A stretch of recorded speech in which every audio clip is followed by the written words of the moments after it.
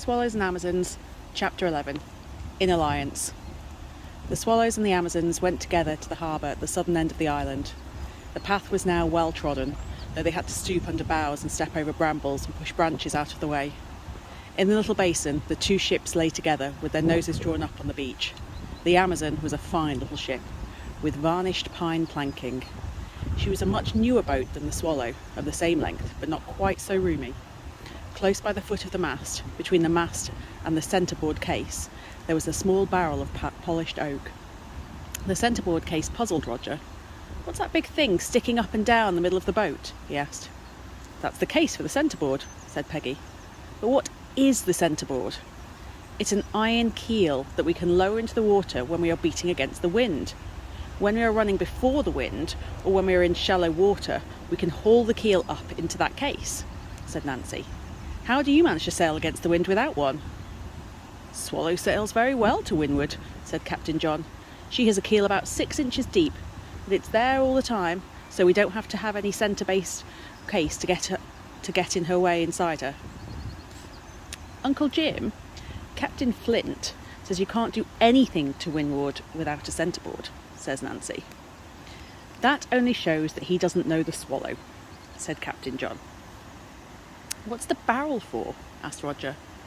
"It was meant as a water breaker because our natives thought the water in the lake wasn't fit to drink," said Peggy. "But we always drink it, not straight out of the lake, but boiled for tea, and so we use the water breaker as a puncheon for festival drinks. It's got some lovely stuff in it just now." "We'll carry it back to the camp," said Nancy Blackett. "It'll be rather heavy, won't it?" says Susan. "Not the way we carry it," said Nancy. "We'll sling it on an oar for portage. That's the proper way. Come on, Peggy, lend a hand." The Amazons climbed into their ship. Nancy took a length of rope from the stern and made a noose at one end of it. Then she and Peggy hove up the barrel till it rested on the gunwale in the bows. John and Susan held it there, while the Amazons came ashore with the rope and one of the oars. Nancy fixed the noose around one end of the barrel and made it fast so it could not slip. Then she took 2 turns of the rope around the oar and brought the rope down and through the loop, and then along the top of the barrel and round it, to make another noose at the other end. Then twice around the oar and down again, and made it fast. "Ready, Peggy?" she said. "Ready," said Peggy. "Heave ho!" said Captain Nancy. They lifted the oar so that each of them had one end of the oar on her shoulder. The barrel hung steady below the oar between them. "March!" said Nancy, and the Amazon pirates marched up out of the harbour and along the path through the trees. "It doesn't weigh anything when you carry it like this," said Peggy. "This is the way all pirates carry their barrels and their treasure, or anything else that they take ashore from their ships." Susan, Titty and Roger went with them. Captain John waited in the harbour. He was still thinking about what the Amazons said about the harbour being marked. What did they mean exactly? He had seen the cross painted on the stump of a tree just by the shore. And when he had said anyone could put a cross on a tree, Nancy Blackett had told him that showed he didn't know anything. He did not know how the harbour was marked. Well, how was it marked? He looked about him. There was the stump with the white cross on it, but he could see nothing else that looked at all like a mark. There were no marks on the rocks, and he could not see any more marks on trees. His respect for these Amazons grew. They seemed to know everything, besides being very good sailors. He would have to ask them, and yet, as a captain, it wasn't the sort of thing he liked to ask. He took a last look around and then hurried after the others. He caught them just as they were coming into the camp. The Amazons lowered the oar from their shoulders and set the barrel by the 2 flags. Then they wedged a few stones under it at each side to bring its tap off the ground. "We forgot the mugs," said Peggy. "We've got plenty," said Susan, and she and Titty brought the mugs out from their tent. "We brought 6 mugs when we sailed out from home," said Titty, "for fear of breakages, and luckily we haven't broken any yet." "We've got flagons in our ship," said Peggy. "They are just like these." She filled all the mugs from the barrel. Nancy Blackett, meanwhile, was sitting by herself, thinking hard. She took a mug when it was brought to her by Roger, and she took a hunk of molasses from the bag when it was offered to her by Titty. But for a moment or two, She hardly seemed to see them. At last she said, "The proper thing is to drink to the Jolly Roger, skull and crossbones, death and glory, and 100,000 pieces of 8. But you aren't pirates, so we can't all drink to that. Really, we ought to drink to confusion, to our enemies." "The pirate with the parrot," said Titty. "The houseboat man," said John. "Right," said Nancy, "I've got it. Swallows and Amazons forever, and death to Captain Flint." "Swallows and Amazons forever," repeated Peggy, "and death to Uncle Jim." "Captain Flint, you clump-headed galoot," said Captain Nancy. The others said it all right, even Roger. "Now swig," said Captain Nancy. It was certainly the finest lemonade that pirate or explorer ever swigged. "I never tasted better rum," said Able Seaman Titty. "It is good," said Captain Nancy, "and so are your molasses." Toffee does not help talking, and so for a little time no one said anything. At last Titty asked, "Where did Captain Flint get his parrot?" Peggy Blackett swallowed a lump of molasses and began at once. "He brought the parrot from Zanzibar. He's been all over the world. Mother says he was the black sheep of the family when he was young, so he was sent to South America. But he didn't stay there. He went everywhere. Last year he came home and gathered enough moss and meant to settle down. Mother's his sister, you know. But he always liked being at sea, so he bought the houseboat. And last year we were often in it. Last year he was one of us, and we used to sail with him in Amazon. Then he gave us Amazon and went off again before the winter. And this year, when he came back, he said he had a contract and was going to write a book. And all through the summer he's been living in the houseboat. But instead of sailing with us, he's in league with the natives. We've done everything we could to wake him up, but it's no good. He even asked Mother to make us leave him alone. So Mother told us he was writing a book and had to be left alone. But we thought it wasn't his fault to be writing a book, and that we would show him we didn't think any worse of him for it.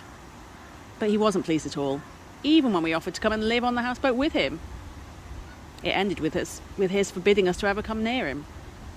That's why we watched till he went ashore and boarded the houseboat and took the green feathers for our arrows, said Nancy, just to show him. He had them in a pot for pipe cleaners.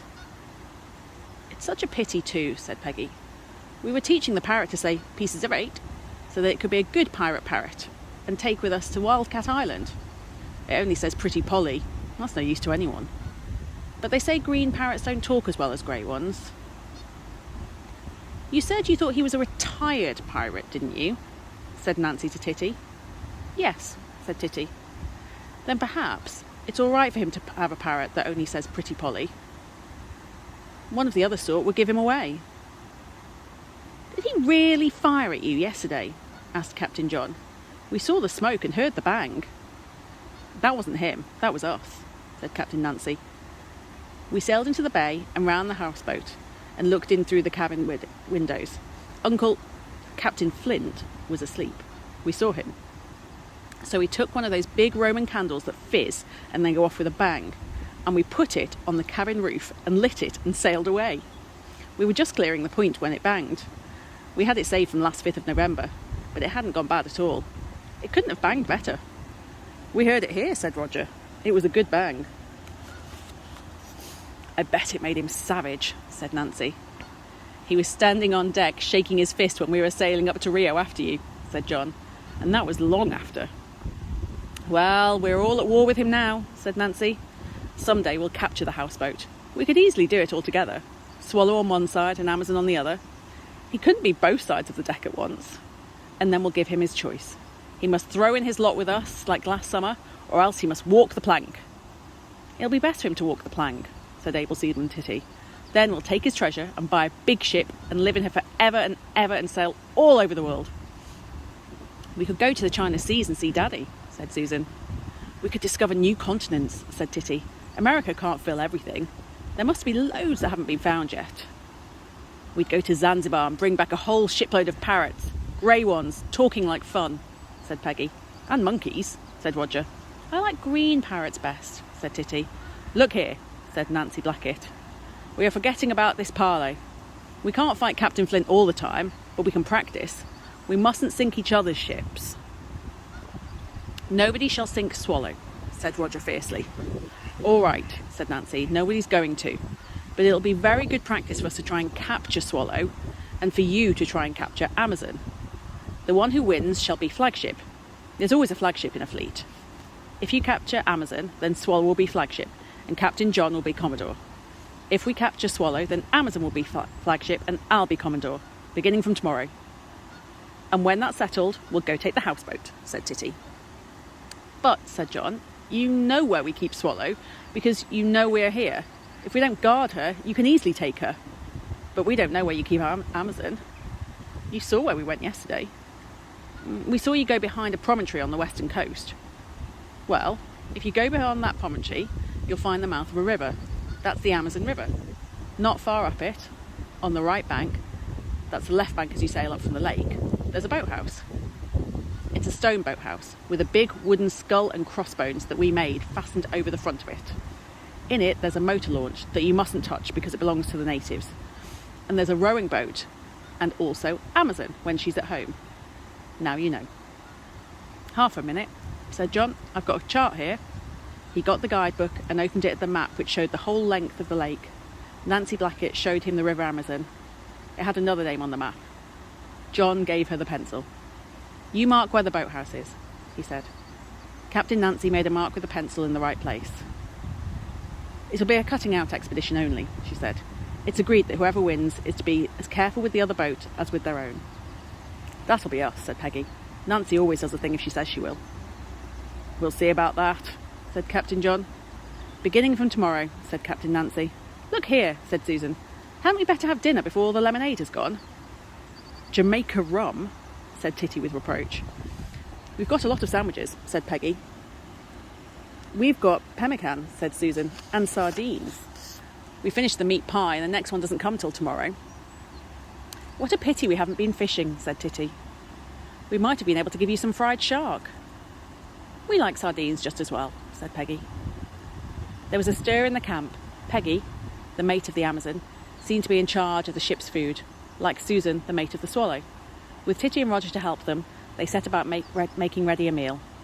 They put fresh wood on the fire and blew up the embers to boil the kettle. They agreed it was best to have boiling water for washing up and for making tea in case the little barrel did not hold out. Then there were sardine tins and a tin of pemmican to open, and sandwiches and cake to be brought from Amazon. The two captains did not move at first, but watched the business of their crews. At last, John said, Look here, Captain Nancy. I wish you'd tell me about the marking of the harbour. It's quite simple, Captain John, said Nancy. Come along and I'll show you where our tars are rigging the meal. They walked together to the harbour, meeting Peggy with the basket full of cake and sandwiches on the way. When they came to the harbour, they were alone, for which Captain John was glad. He went straight to the stump of the tree with the cross on it. I found this at once, he said. And you didn't find anything else, said Captain Nancy. That's because we are Amazon pirates and keep our marks secret. One of them is no good without the other, and the other isn't marked at all. How is it a mark then? Said John. Captain Nancy squatted on the beach and drew a half circle. Suppose this is the harbour, she said, and these are the rocks outside. She put some big stones in about the position of the rocks outside the harbour. You want to come in. Well, a straight line like that brings you clean through the rocks without touching any of them. Draw the line a bit longer, right into the harbour, and you're up on the beach. Your marks must be on that line. Take this for your first mark. She planted a twig. That's the stump with the cross on it. Now you find anything else that you can see over the first mark and also on the same straight line. It can be anything. There's no need to mark it if you know it. Then, when you want to come into the harbour from outside, all you have to do is to keep the two marks one behind the other. So long as you do that, you'll be on the straight line that brings you safe between the rocks. Even if the sea, is high, so that some of the rocks are underwater, you can sail it without looking at them if you keep the two marks one behind the other. Said Captain John. Hop into Amazon and I'll take her out and show you. John stepped into Amazon. Nancy Blackett shoved off and took her right outside the rocks, so that they were in the open sea. Then, sculling with an oar over the stern, she brought her round so that she was headed towards the island. "Now," she said, "do you see the stump with the cross on it?" "Yes," said John, "I can see the cross all right." "The stump is hard to see against the beach. It's the same colour." "That's why we had to paint the cross," said Nancy. "Now, look above it to the right and you'll see the fork of a tree with a big patch of bark off it below the fork. Got it?" "Yes." "That's the other mark. And it is now there. There are rocks between us and the harbour. But if I bring her up a bit, you'll see that fork of a tree come nearer to the marked stump until it's exactly over it. Then we can go straight in. Sing out as soon as the two are in a straight line." "They're in a straight line now," said Captain John. "Right," said Captain Nancy. "Now I'm not going to look at anything again. I'll simply scull and keep my eyes looking at the bottom of the boat.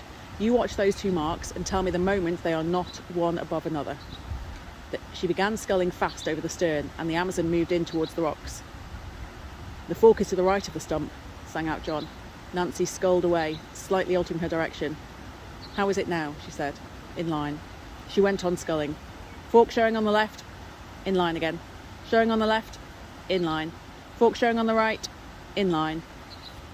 Nancy never looked up, but altered the direction of the boat a little every time John said that the marks were out of line. The Amazon moved on between the rocks and came at last into harbour. "We're through," said John. "That was jolly good work." "It's quite simple," said Captain Nancy. "Captain Flint taught us last year when he was Uncle Jim, before he went bad. That's the way all harbours are marked, with 2 marks, showing how to steer into them. Really, of course, they ought to have lanterns on them for coming in at night. With lanterns on the marks, you could come in through the rocks even if it was perfectly dark." "Is that what the pilot books mean by leading lights?" asked John. "What are pilot books?" asked Nancy. And John was pleased to find that there were things even Captain Nancy did not know. They pulled up the Amazon and went back to the camp to take part in the feast. It was a very good feast. The sandwiches and sardines went well with the pemmican and the lemonade. By the time that was done, the big kettle was boiling like anything, and it seemed a pity not to have tea with the cake. Time went fast as the 6 mariners sat around the fire planning voyages. At last, Captain Nancy looked at the sun.